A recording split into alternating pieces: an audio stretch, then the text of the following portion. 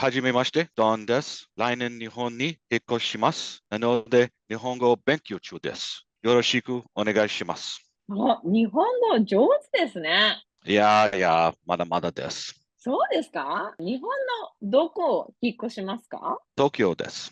あ、そうですか。なんでですか？彼氏をしたいからです。どのぐらいカーレースしてますか20年です。？20年。それはすごいですね。どんな車ですか？スバルです。今、どこに住んでますか？フィニックスです。どのぐらいフィニックス住んでますか？ 10年です。10 年。フィニックス、どうですか？まあまあです。でもすごい暑いです。そうですか。フェニックスで何してるんですか？働いてます。ああ、お仕事何してるんですか？IT です。そうなんですね。じゃあ、車の話しましょう。鶴見さん、どの車乗ってますか？アウディです。ああ、そうなんですね。アウディ好きですか？大好きです。かっこいいですね。ドンさんは？ 私は9年の日産 GTR です。GTR いいですね。レーストラック走ることありますか？ああ、ないんです。でもやってみたいです。近くにレーストラックありますか？いや、ないんです。ドンさんはレーストラック走ったことありますか？あります。すごい。どんなカーレースですか？タイムタックです。タイムアタック。次、いつカーレースですか？9月です。どこでですか？フィニックスです。頑張ってください。はい、ありがとうございます。素晴らしい。Well done. Amazing. I think you did everything perfectly. So, Don-san, welcome to this YouTube channel. My name is Terumi. Nice to meet you. はじめまして。はじめまして。So actually, you just did this Japanese conversation. You did conversation about even the car and then talking about yourself. And just right after a few hours of training, and I really impressed your pronunciation and how you answer. So how do you feel? I feel really good. I've made some big strides on from the beginning of the course until now. The one-on-one with Yuki has just been Mm, great. amazing. And then simply like, what is the motivation for you to learn Japanese? Learning Japanese, people think, especially in the States, it's hard, even not Japanese only, the Japanese, Chinese, Korean, it's almost like they feel like impossible language to learn. So why you wanted to learn Japanese? Well, I'm going to be moving to Japan next Mm, April. Just something that I've always wanted to do. I've been into the Japanese culture and the Japanese car culture for 20, 25 years now. And moving over there, I want to race my car on all the legendary tracks there in Japan. And in order to do that, I'm going to have to start a business. So it'd be a good idea to one, be able to communicate with everyone over there with car guys and stuff like that, and also be able to work in that business while I'm there. amazing. Wow. It's a big transformation, the life in the States right now to really build a life from scratch in Japan. Good, good, amazing. Especially Don-san, if I can ask, how old are you? I'm 46. I'm 38, and when I actually decided to learn English because I wanted to get out from Japan and discover a different life, I was 29, and still actually people was telling me that that's too late to even move to a different country or learn different language. So, what do you think? It's please encourage others when people actually feel like over 40, over 60, or they start feeling like it's difficult to learn because it's too late. What do you think? Is it age matter to you? No, age does not matter. It's definitely not too late. I thought the same thing going into starting to learn Japanese last October. I'm like, am I going to be able to do this? I looked back at, how I learned things when I was in school. And that's kind of where I started. Okay, when I was in school, what did I do? I went to school. So I tried that at a local community college. I learned a lot, but it wasn't what I was looking for. But Mm. it's definitely not too late. To me, I felt it was a lot easier learning this Japanese than it was, learning English when I was growing up. It's about motivation, right? Yeah, What you like. motivation. And as an adult, we already have a lot of the skills needed to learn correctly. Amazing. And so, what is actually fascinating about Japan? Like, it's about traditional culture, is it about entertainment, or is it about people? Everything is different from the States, but what do you like more? Number one, it is definitely the culture. I come from a military background, and one thing I tell people when they ask me, why are you going to Japan? And the first thing I say is they follow the rules. That's what I like. If everybody follows the rules and they do what they're supposed to, then things just work out very, very smooth. And then the people too, people are really nice. The interactions I've had when I'm over there have been really great. And then there's the car scene. I'm just really into cars and stuff like that. The interaction with the car community and the shops have just been really great. Yeah, it's especially you are driving Nissan GTR and going to Japan. It's something like you're gonna see the real like anime entertainment initial D. Like I don't know, how do you feel when you actually went to Japan and you really see the real community? It did feel kind of surreal being there after just seeing media and stuff like that.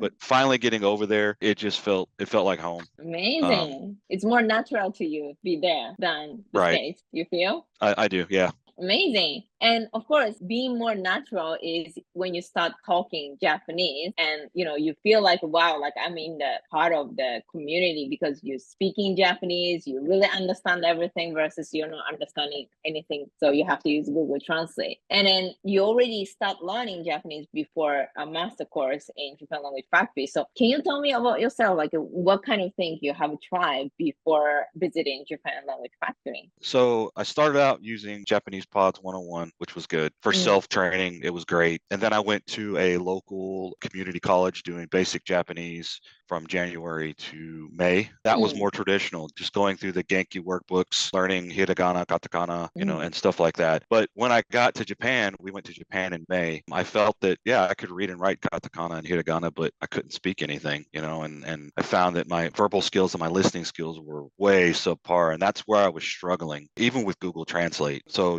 that's when I decided, let's give this course a shot. I'm also enrolled, I paid for conversational course at the community college as well. So next month, I'm going to continue with that as just more training until I get there. Amazing. Yeah, this is actually really curious, and the interesting part. When people actually say, okay, I want to learn new language, I want to learn Japanese, and people actually don't have so much structure, maybe you're going to start from YouTube, you're going to start from maybe textbook, and ending up you are not communicating with local. So what did you learn from this experience? Is it speaking and listening and writing, reading is totally different, right? What do you think? Yeah, right. It's totally different. What you'd said in one of your first videos about learning as a child, how you learn how to speak, you can communicate with your parents as a child. That really resonated, and that's why I was like, you know what, she was right. I'm definitely going to give this a shot, and it makes sense. It worked just by these last couple of months of working with Yuki and everything. It just I've learned more even with the reading and writing, and I'm able to watch shows and watch podcasts and watch some of the races over there in Japan and pick up way more words and phrases instead of just solely relying on captioning. Amazing. Yeah, I'm really, really glad to hear. So you actually really understand,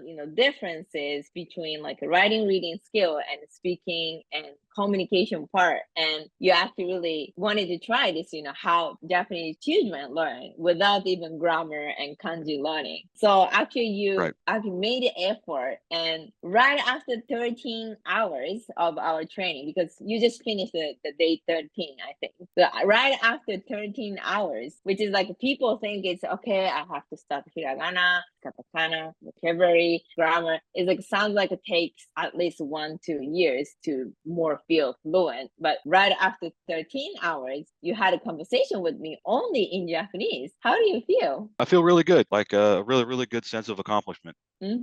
That's amazing. You just started. I mean, still 13 hours and you have a lot of progress already. So what do you think? When you really feel in progress, you can actually achieve much even higher level of fluency. So let's say you become much more fluent. Next 1-2 years, what is going to be the plan? So next year you're going to move to Japan. Is that correct?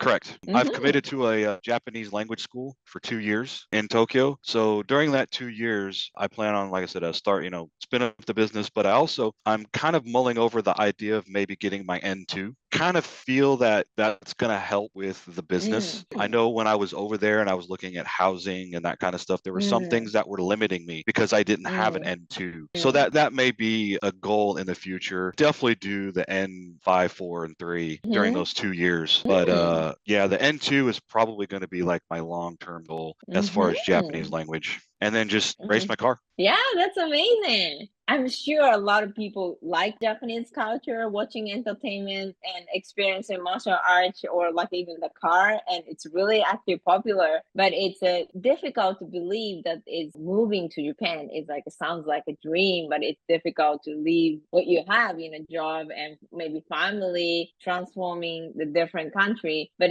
can you give one tip or two, three tips how you can actually motivate yourself to really change and make a decision? So I'm pretty sure all of us have moved Mm, houses, states, especially if you're in the United States. It's no mm, different. Logistically, it may be a little tougher, but it's no different. You're going somewhere, you're taking your belongings, you're taking your family or whatever, and you're going to a different location, mm, destination. It's just so that happens that moving abroad, there might be a language barrier. Now, that's not everywhere. Now, Japan, there definitely is a language barrier. But if you take the time before you go or just do your research, learn Japanese, some Japanese, it'll make the transition easier. I found out that when I was over there in Japan, that Japanese people prefer you to at least try to speak mm. Japanese to them, even if it's broken. They enjoy that. They respect that.